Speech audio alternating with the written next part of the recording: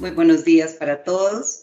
Un saludo especial en nombre de la doctora Gloria Estela López Jaramillo, presidente del Consejo Superior de la Judicatura, de los demás magistrados que integran la corporación.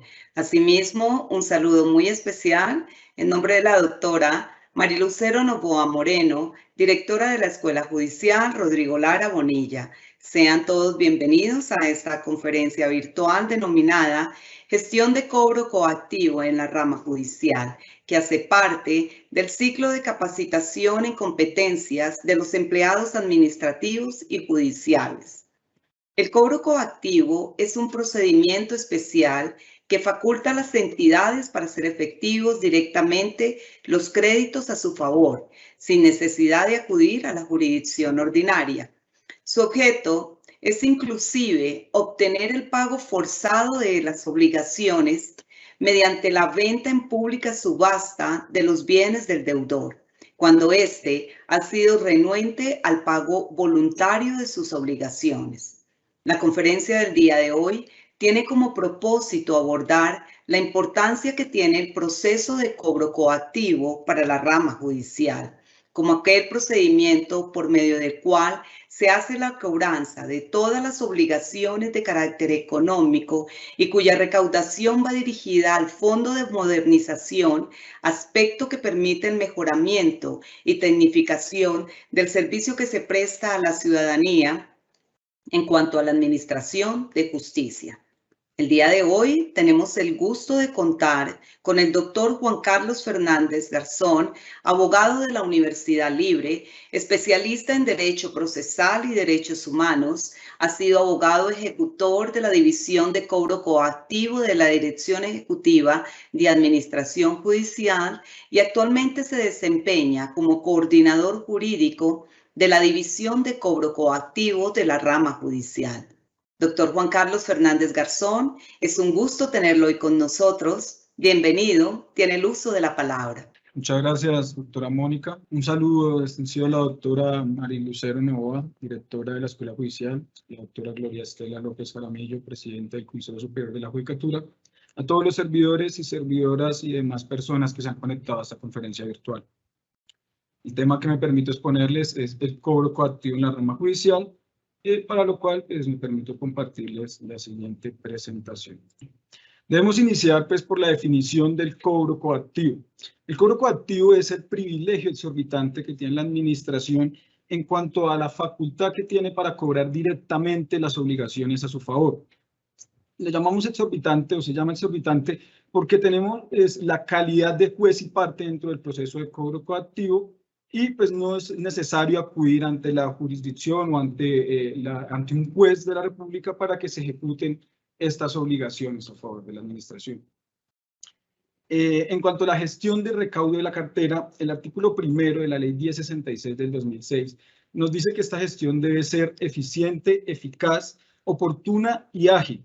Esto es acorde también al artículo 209 de la Constitución Política. En cuanto a la facultad que tenemos del procedimiento de cobro coactivo en la rama judicial, nos la da el artículo 5 de la Ley 1066 del 2006, la cual faculta a las entidades públicas que tengan a cargo el ejercicio de actividades y funciones administrativas, facultan a cobrar directamente las obligaciones a su favor sin necesidad de acudir de nuevo a los jueces de la República. El procedimiento que se lleva a cabo en el cobro coactivo es el reglado por el Estatuto Tributario en su artículo 826 y subsiguientes. También nos rige también la Ley 1437 del 2011 a partir de su artículo 98 hasta el 101, que es lo que contempla el cobro coactivo, y en lo que no contempla explícitamente estas dos normas, nos tenemos que basar en el Código General del Proceso, Ley 1564 del 2012. Sobre todo en lo que tiene que hablarse sobre el nombramiento de auxiliares de la justicia y en lo reglado en cuanto al proceso ejecutivo singular. En cuanto a la facultad del cobro coactivo para la Dirección Nacional de Administración Judicial, específicamente, nos lo da el artículo 136 de la Ley Sexta del 1992, la cual deja en cabeza del director ejecutivo esta facultad del cobro coactivo a nivel nacional y a su vez pues él puede otorgar poderes especiales a los abogados ejecutores a nivel nacional para pues, que lleven a cabo. En cuanto al destino del cobro de las multas, el artículo 9 de la ley 1743 del 2014 nos enseña que las multas deben ir, los recursos provenientes del cobro de estas multas deben ir dirigidas al Fondo de la Modernización, Descongestión y Bienestar de la Administración de Justicia. En cuanto a la normatividad interna en el cobro coactivo, pues tenemos la resolución 2041 del 2020. Esta resolución es la que adopta el reglamento interno para el recaudo de la cartera a favor de la nación en la rama judicial, y como manual de cobro coactivo vigente tenemos la resolución 1809 del 2007, por medio de la cual se adopta el manual de cobro, el cual estamos en proceso de actualización en la división de cobro coactivo. En cuanto a la competencia que tenemos a nivel nacional del cobro coactivo, pues tenemos la competencia funcional, la parte superior del cuadro, la cual pues, nos enseña que tenemos la Dirección Ejecutiva de Administración Judicial en primer lugar y sus direcciones seccionales pues, al resto del país, en la competencia. En cuanto a la competencia territorial, en la parte inferior del cuadro, encontramos pues, que tenemos la competencia de la Dirección Ejecutiva Seccional de Bogotá, Cundinamarca y Amazonas. Tenemos las direcciones seccionales que pues, excluyen a la de Bogotá y la Dirección Ejecutiva de Administración Judicial. En cuanto a la competencia que se tiene cada una de estas oficinas, pues está en que la Dirección Ejecutiva conoce todas las providencias judiciales y cauciones, laudos arbitrales, actos administrativos y pólizas que se impongan, primero en las altas cortes, en los tribunales de Bogotá y Cundinamarca, y en la Comisión Seccional Disciplinaria de Bogotá, y todas las autoridades administrativas tales como superintendencias. En cuanto a la Dirección Ejecutiva Seccional de Bogotá, Cundinamarca y Amazonas, se tiene la competencia de todo lo que provenga de los juzgados de Bogotá, los juzgados de Cundinamarca y los juzgados de Amazonas. Asimismo, de las autoridades administrativas del municipio de Bogotá y Cundinamarca. Qué pena con ustedes, volvemos entonces a retomar, estamos hablando en el cuadro de la competencia funcional y territorial. Como les venía señalando, en la parte superior pues tenemos la competencia funcional en el cobro coactivo con la Dirección Ejecutiva de Administración Judicial y las direcciones seccionales. Y en cuanto a la competencia territorial, tenemos pues, la Dirección Ejecutiva Seccional de Bogotá, Cundinamarca y Amazonas. Tenemos también las direcciones ejecutivas que se actúan desde la Bogotá y la Dirección Ejecutiva de Administración Judicial Central. Estábamos hablando pues, de las competencias que conoce cada una de estas oficinas en cuanto a lo que proviene de juzgados y tribunales, y Comisión Seccional Disciplinaria, pues conocen las oficinas seccionales, y en el caso de la oficina seccional, pues conocen solo de los juzgados de Cundinamarca, de Bogotá y del Amazonas. En cuanto a la dirección ejecutiva, conocemos de todo lo que proviene de altas cortes, de los tribunales de Bogotá y Cundinamarca y de la Comisión Seccional de Disciplina Judicial y demás autoridades administrativas del orden nacional. En cuanto a las etapas del proceso del cobro coactivo, tenemos pues 3 etapas. La primera etapa es la etapa preliminar, que eso es un análisis jurídico de los documentos antes de crear el proceso. Tenemos la etapa de cobro persuasivo, que es una disuasión al obligado para que pague antes de iniciar el cobro como tal. Y tenemos la etapa del cobro coactivo, que pues desarrollaremos a lo largo de pues son las etapas del cobro coactivo, las cuales pues, se desarrollarán a lo largo de esta conferencia. Las causales de terminación del proceso. La primera causal pues, puede ser el pago total de la obligación, la revocatoria del título ejecutivo por autoridad competente, que es el juez o la autoridad que impuso pues, la sanción. En los casos de las sanciones de carácter disciplinario y penal, cuando muere el sancionado, pues muere la obligación con él. por acuerdo de reorganización empresarial de la Ley 1116 del 2006, también cuando se lleva a fin este acuerdo, ya pues tenemos que haber finalizado el proceso. Por la remisión de las obligaciones según el artículo 820, que es como la condonación de obligaciones que ya es totalmente imposible cobrar, y prosperen las excepciones del artículo 831 y por la prescripción del proceso de cobro coactivo. ¿Qué títulos tenemos nosotros la competencia para cobrar en la división de cobro coactivo? En primer lugar, nosotros cobramos todos los actos administrativos propios y externos que imponen obligaciones pecuniarias a favor de la rama judicial.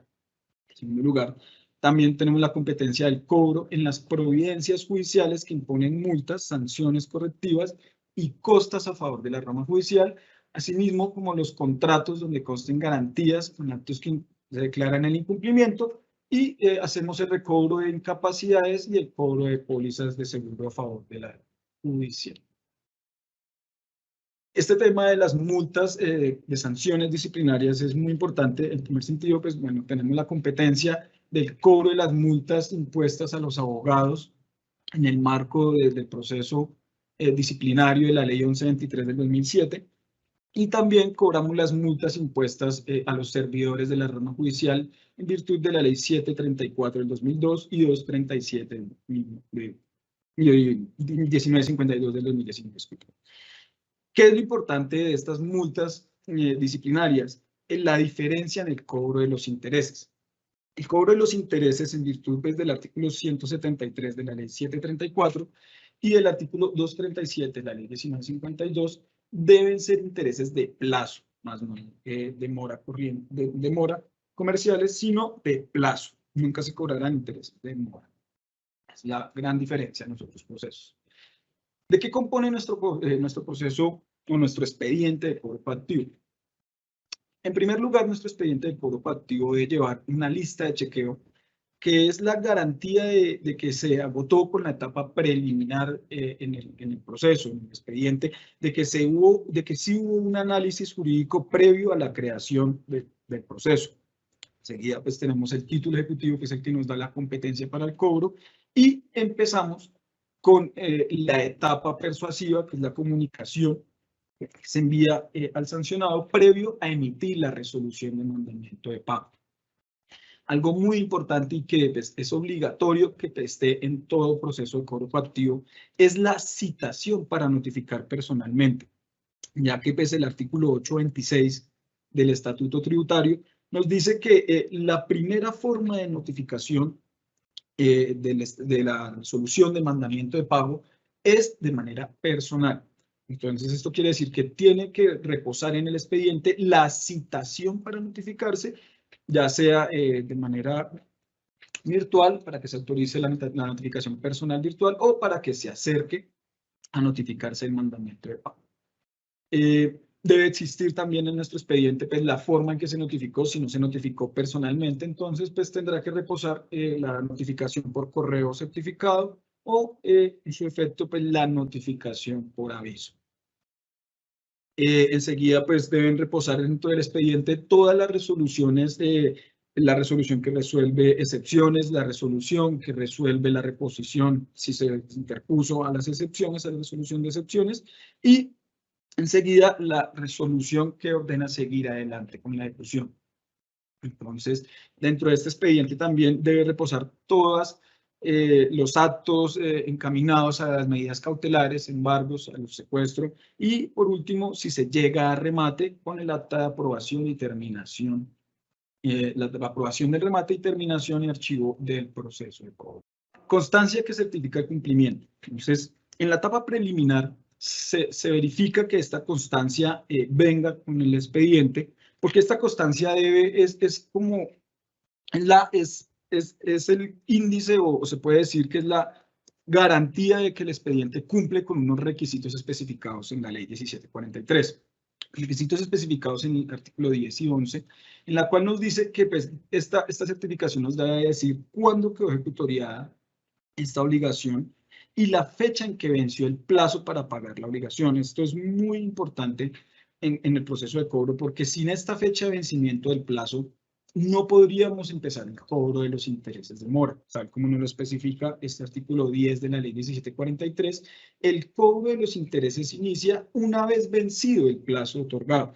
Entonces, este plazo puede ser un plazo legal, el cual nos dice este artículo que es de 10 días a partir de la ejecutoria, o puede ser un plazo que otorga el juez al obligado para que pague esta sanción. Entonces, sin el vencimiento, sin la especificación del vencimiento de este plazo, no se puede dar apertura a un proceso de cobro.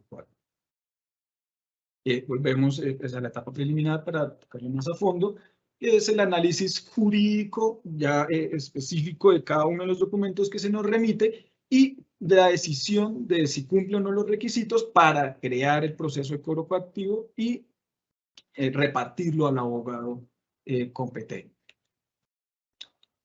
Falta de cumplimiento de estos requisitos ocasiona pues, que el título sea devuelto al despacho que lo envió para que éste pues, subsane los yerros que haya cometido y pues, lo devuelva para así continuar con la gestión del cobro.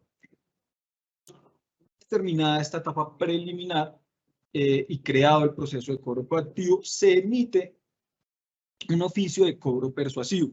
Este oficio pues está encaminado pues, a evitar el mayor desgaste de la administración en cuanto a continuar con un proceso de cobro y persuadir al obligado para que no se le cobren más intereses de mora, para que llegue de pronto a un acuerdo de pago antes de que se emita una resolución de mandamiento de pago. Muy importante en esta etapa es de que si se desconoce la dirección para comunicar este oficio, no la tenemos a la mano en el momento de la creación del proceso, este oficio persuasivo se debe notificar por la página web de la rama judicial. Entonces, en la actualidad, nuestro proceso de cobro coactivo publica todos los oficios persuasivos en virtud de garantizar pues, el debido proceso y el derecho de la defensa del obligado. Si desconocemos los datos del sancionado, una vez emitido el oficio persuasivo, tenemos la obligación de buscar todos los datos del sancionado en la página de la DIAN. Podemos buscar también en el FOSIGA para verificar qué EPS o qué fondo de pensiones tiene este sancionado. También tenemos la facultad de buscar en directorios telefónicos locales. Si el sancionado es un abogado, podemos buscar en la página web del CIRNA. Ahí están sus datos actualizados y es obligación de tenerlos actualizados. So pena de sanciones disciplinarias. Si el proceso es de carácter penal, si es una multa de carácter penal, podemos buscar también en el IMPEC para saber si de pronto el sancionado está recluido en la institución penitenciaria carcelaria y podemos buscar en la página web de la rama judicial en los juzgados de ejecución de penas y medidas de seguridad para verificar también el establecimiento carcelario y la dirección que tenga reportada en ese juzgado. En el caso de que el sancionado sea una persona jurídica, iremos a buscar sus datos en la Cámara de Comercio. ¿Qué debe contener una resolución de mandamiento de pago? Entonces, como mínimo, pues debe tener la competencia de la oficina que está cobrándolo, la fecha en que se emite esta resolución, la individualización o dependencia de quién impone la multa, que es pues, quien da la competencia en el cobro coactivo, la individualización e identificación del deudor o el obligado, la manifestación de que la deuda, su valor principal y los intereses se cobran desde que se hizo exigible esta obligación y hasta el día en que se pague la totalidad de estos. Se debe especificar también que la orden de pago la tiene, o sea, que puede proponer excepciones dentro de los 15 días siguientes a notificado o dentro de esos mismos 15 días puede pues, efectuar el pago total de la obligación. Y finalmente, pues la orden de notifíquese y cúmplase con la firma, ya sea digital o electrónica o digitalizada del funcionario competente. La notificación del mandamiento de pago. Como lo mencionaba anteriormente, la notificación personal o la citación de la notificación personal es indispensable en nuestro procedimiento de cobro, ya que pues, tenemos que hacer aplicación al artículo 826 del Estatuto Tributario. Entonces, pues, en primer lugar, se tiene que notificar personalmente, se tiene que reposar la citación para esta notificación. Y si no se presenta la persona para notificarse, después de 10 días de enviado la citación a notificación personal, procedemos a la notificación por correo certificado. Esta notificación por correo certificado la debemos enviar, pues, en primer lugar, a la dirección que tengamos dentro del expediente. Y en segundo lugar, nos dice el artículo 568 del Estatuto Tributario que si es devuelta la notificación por el correo certificado, tenemos que verificar si esta es la misma dirección que reposa en el RUT, en la página de la DIAN, en los datos de la DIAN, porque si no es la misma dirección del RUT, debemos repetir esa notificación por correo certificado a esa dirección que nos reporta la DIAN. Entonces, voy a hacer este paso, una notificación por correo certificado. Si definitivamente no se pudo notificar por correo certificado, fue devuelta también la notificación que se envió a la página registrada por el RUT, procedemos a notificar por aviso. La notificación por aviso está regulada por el artículo 568 del Estatuto Tributario y lo complementa el artículo 69 de la Ley 1437 del 2011. Entonces, este artículo nos dice que los actos administrativos que sean enviados y devueltos por cualquier razón de la dirección, pues se debe notificar entonces por aviso en la oficina o en el portal web de la oficina de cobro. ¿Qué debe contener este aviso? Entonces, como mínimo, pues se debe individualizar al sujeto que se está notificando, la fecha del aviso y del acto que se está notificando, que en este caso es el mandamiento de pago, los recursos que legalmente proceden y ante qué autoridad pues, se deben interponer y los plazos respectivos con la advertencia de que la notificación se considerará surtida una vez se desfije el aviso, es decir, después de 5 días. Una vez notificada el mandamiento de pago, el obligado tiene pues, los 15 días para proponer las excepciones que están explícitas en el artículo 831 del Estatuto Tributario.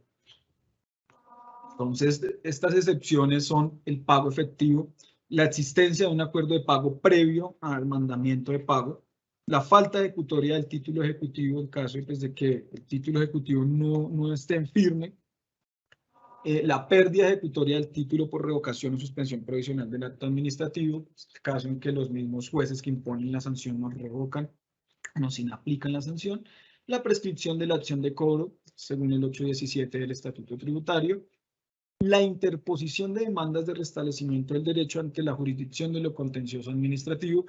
En este caso es cuando antes del proceso de cobro coactivo el obligado ha demandado ante la jurisdicción de lo contencioso el título ejecutivo. La falta de título ejecutivo es la última excepción, y en el caso de los deudores solidarios, pues tenemos dos excepciones extras, que es la calidad, es de demostrar la calidad de deudor solidario, y la indebida tasación del monto de la deuda cuando consideran que no se le debe cobrar un monto específico al deudor solidario. Una vez pues, se proponen las excepciones, se tiene un mes para resolver estas, y a la resolución que resuelve las excepciones le procede únicamente el recurso de reposición en un término perentorio de un mes a partir de que se notifica esta resolución. Una vez interpuesta en debida forma el recurso, el funcionario de cobro coactivo tiene un mes para resolver este recurso, y una vez resuelto este recurso, el obligado pues, puede interponer ya las demandas ante lo contencioso administrativo de esta resolución que resuelve excepciones y pues la que resuelve su recurso de reposición. Una vez resueltas las excepciones de manera pues, desfavorable, entonces pues en el caso en que notificado el mandamiento de pago no se presenten excepciones, el obligado guardó silencio, se debe continuar con la resolución que ordena seguir adelante con la ejecución. En el caso en que el obligado sí proponga excepciones dentro del término legal oportuno, estas excepciones pues, se deben resolver mediante resolución, y esta resolución pues, tiene recurso de reposición. Una vez resuelto este recurso de reposición y las excepciones pues de manera desfavorable, en la misma resolución se ordena seguir adelante con la ejecución del cobro y la materialización de las medidas cautelares. Liquidación del crédito y costas. Entonces, pues el artículo 836-1 del Estatuto Tributario, el 446 del Código General del Proceso, nos enseñan cómo debemos liquidar las costas y el crédito que se está cobrando. En el caso del cobro coactivo, la liquidación del crédito es necesaria una vez ya se haya efectuado o se haya materializado la medida cautelar. En el caso en que en que se hayan dineros embargados, entonces para poder disponer de estos dineros que se encuentran en una cuenta judicial y poderlos trasladar a la cuenta del Fondo de la Modernización, a la cuenta de TN, si es un reintegro, tendremos que liquidar el crédito, ¿sí? Para saber cuánto es la totalidad del crédito y poder ordenar el traslado de estas sumas de dinero. Pero caso distinto es si tenemos que, como medida cautelar, el embargo de un inmueble. Entonces, en ese caso, después de seguir adelante con la ejecución, tendremos que ordenar el secuestro de este inmueble, por lo tanto, tendremos que pagar auxiliares de la justicia, o un auxiliar de la justicia, por lo menos. Caso en el cual la liquidación de este crédito y de las costas se tendrá que hacer posterior a esta diligencia para poder calcular los honorarios que fueron pagados al auxiliar de la justicia en ese caso. De esta resolución que liquida el crédito y las costas, se tiene que dar traslado por 3 días al obligado o al sancionado para que la objete y pues objete esta liquidación y presente pues sus consideraciones que considere pertinentes. El acuerdo de pago. En cualquier etapa del proceso de cobro coactivo podemos celebrar acuerdo de pago. Este pues, se rige por el artículo 814 y subsiguientes del Estatuto Tributario y nos enseña que no podemos otorgar un plazo superior a 60 meses, 5 años. No es necesaria pedir tampoco garantías para el acuerdo de pago cuando este se hace a menos de 12 meses. Eso nos enseña también el artículo 814. Y en cuanto al artículo 841 del Estatuto Tributario, este nos enseña también que el procedimiento de cobro coactivo, una vez celebrado el acuerdo de pago, debe suspenderse. ¿Qué es de suspenderse? Pues no podemos continuar con las etapas del cobro coactivo. El cobro pues, debe quedar congelado hasta que pues, se incumpla este acuerdo de pago o que simplemente se termine el proceso por pago total. Otro de los beneficios que tiene el obligado que celebra acuerdo de pago con la administración es que no va a ser reportado como deudor moroso del Estado, no va a ser reportado ante la Contraloría General de la Nación. Y en el caso actual del cobro coactivo, no se cobran intereses de mora una vez celebrado el acuerdo de pago. Aspecto pues que estamos actualizando y acoplando a la norma procesal, que es el 814, y en el nuevo manual de cobro pues estaremos cobrando en la etapa de acuerdo de pago intereses de plazo acorde pues al artículo 814. El incumplimiento del acuerdo de pago. Entonces, una vez incumplido, se considera incumplido el acuerdo de pago porque no se ha pagado alguna de las cuotas, nos dice específicamente el artículo 814-3 del Estatuto Tributario. La resolución que declara el incumplimiento debe ser notificada de acuerdo al artículo 565 del Estatuto Tributario. Esto es pues, que se puede notificar de manera personal o electrónica o por correo certificado. Una vez notificado esta resolución de incumplimiento, se concede un término de 5 días al obligado para que interponga un recurso de reposición. Una vez interpuesto, este se debe resolver dentro del mes siguiente. Ya en firme el incumplimiento del acuerdo de pago, las consecuencias de este son pues, que el acuerdo de pago pues, pierde sus efectos, queda sin efecto alguno. Entonces, en este caso, pues, los intereses que dejamos de cobrar pues, tienen que volver, pues, se tienen que cobrar. Se declara sin vigencia el acuerdo de pago. Eso quiere decir pues, que ya no van a haber más cuotas, simplemente se va a cobrar la totalidad de la obligación. se reanuda el procedimiento, las etapas procesales que estaban congeladas en virtud del artículo 841 y se hacen efectivas las garantías que se hayan dejado al acuerdo de pago. La búsqueda de bienes. Los funcionarios de cobro coactivo están facultados para buscar bienes en diferentes instituciones del Estado y en algunas privadas. Caso como pues, el Instituto Geográfico Agustín Codazzi para buscar bienes de carácter rural, las oficinas de registro de instrumentos públicos en todo Colombia.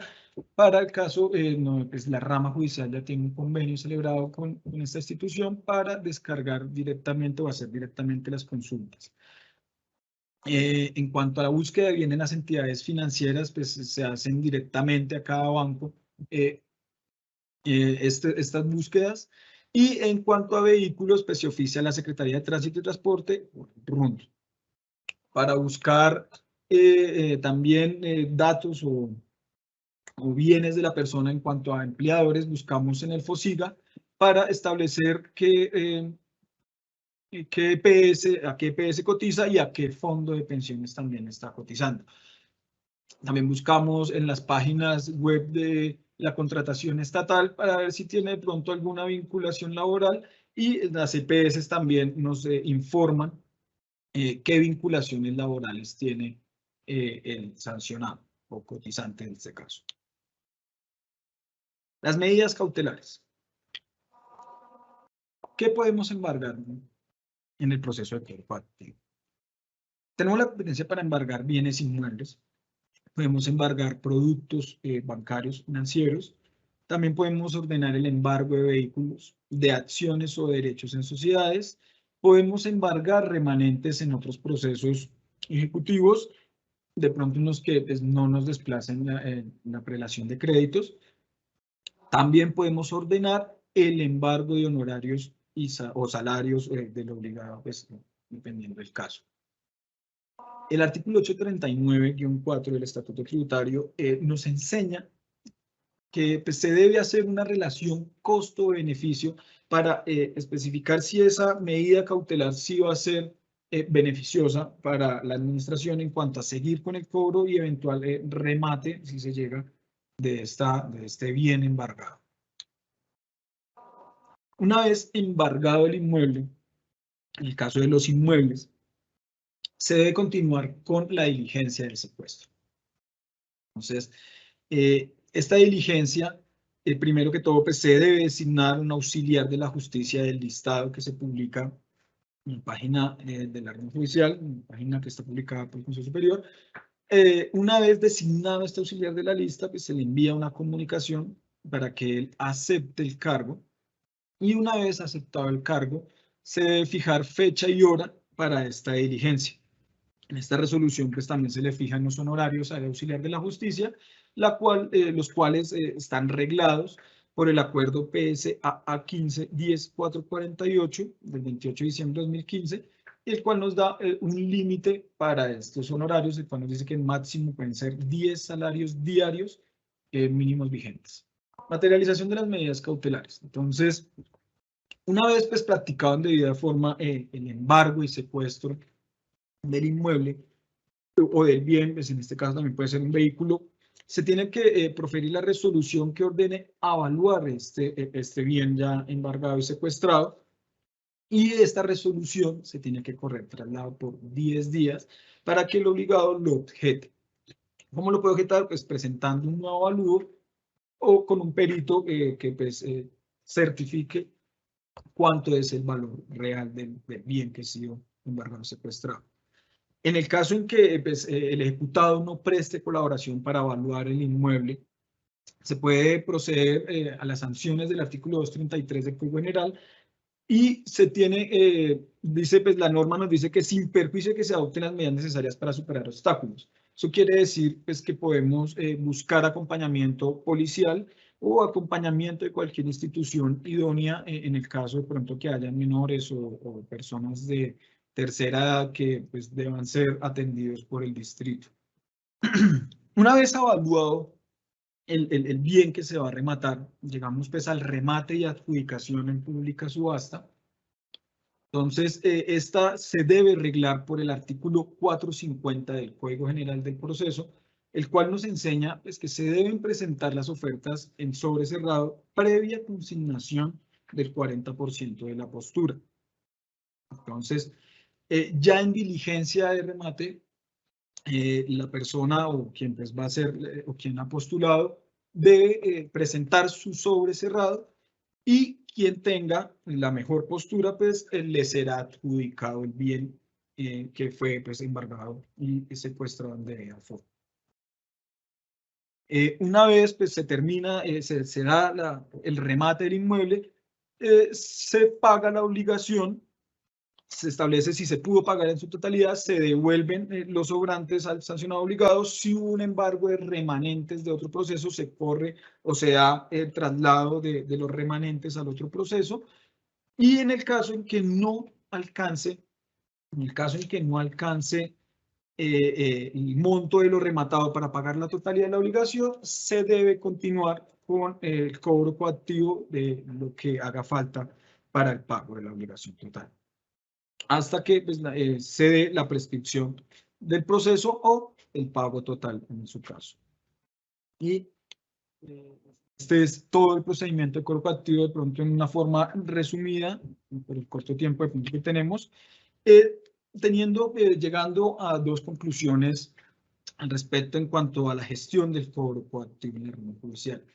La primera conclusión a la que se puede llegar es pues, que la gestión del cobro coactivo es muy importante pues, para la rama judicial en cuanto a la consecución de recursos para el Fondo de la Modernización, Descongestión y Bienestar de la Administración de Justicia, ya que pues todo lo que se recauda por las multas pues va a este fondo para la modernización y esto colabora y ayuda pues, a la prestación de un mejor servicio de la administración. La segunda conclusión a la que podemos llegar también en cuanto a la gestión del cobro coactivo es que esta gestión ayuda también, en cierto modo, a resarcir los perjuicios causados por las personas que cometen pues, delitos. Y pues, se resarcen algunos perjuicios en contra de la sociedad en cuanto a que se cobran multas de carácter sancionatorio y penal, y pues esto contribuye a la retribución de nuevo a la sociedad. Muchísimas gracias por su atención y pues me permito dar de nuevo la palabra a la doctora Mónica para las preguntas que se den. Muchísimas gracias. Gracias, doctor Juan Carlos. Y vamos al fragmento de preguntas. La primera, dentro de la gestión del cobro coactivo, ¿se puede comisionar jueces para llevar tareas propias del cobro?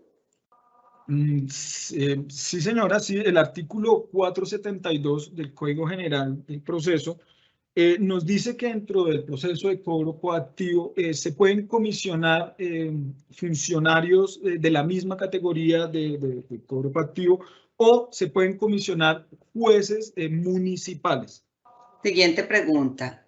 ¿Cuánto es la vigencia para poder cobrar las obligaciones a favor de la rama judicial?